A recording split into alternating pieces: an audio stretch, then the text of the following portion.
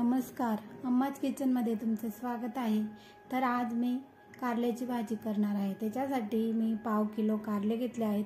ते मधून कट करून त्याच्या बिया काढून मीठ भरून ते शिजायला ठेवले आहेत। आता दुसऱ्या गॅसवर मी वाटणाची तयारी करते। त्याच्यासाठी मी 1 चमचा तेल गरम करून घेतलं। त्याच्यात 1 वाटी शेंगदाणे घातले आहेत। आता वाटणामध्ये मी पुढे आलं, लसूण, खोबरं आणि चिंच टाकणार आहे। हे पण मी शेंगदाण्यात टाकून घेते, कारण त्याचा कच्चेपणा निघून जातो म्हणून। आता याच्यात मी 1 चमचा तीळ टाकून घेतली आणि कोथिंबीरीच्या काड्या टाकून घेतल्या। त्या पण थोड्या परतून घ्यायच्या आहे। हे वाटण परतून झाल्यावर गार झालं की आपण त्याचं वाटण करून घेणार आहोत। आता आपले कारले पण शिजले आहेत, ते पण मी पाणी निथरून घेतलं।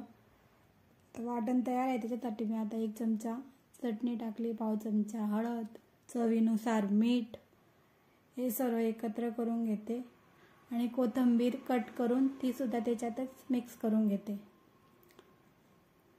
आता आपण या वाटणाने आपले कारले भरून घेऊ। असे एक कारले मी सर्व कारले भरून घेणार आहे।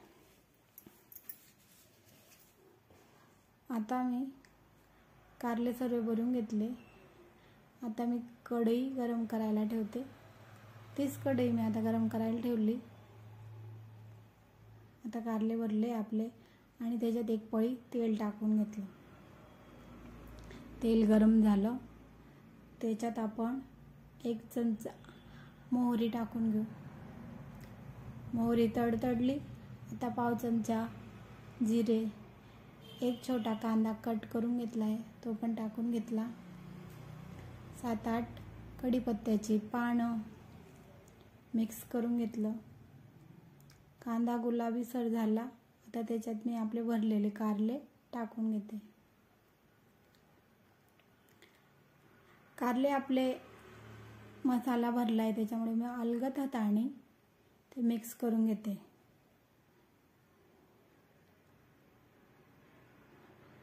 आता कारले मिक्स झालेत। आता मी त्याच्यात हे कारले शिजण्यासाठी 1 छोटा ग्लास पाणी टाकणार आहे।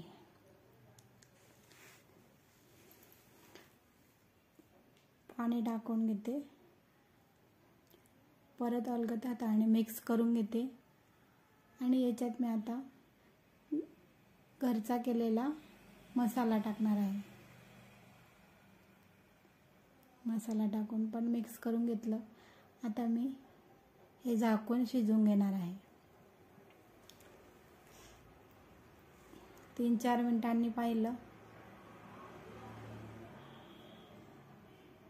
5-6 मिनिटांनी पाहते तर आपली भाजी तयार आहे।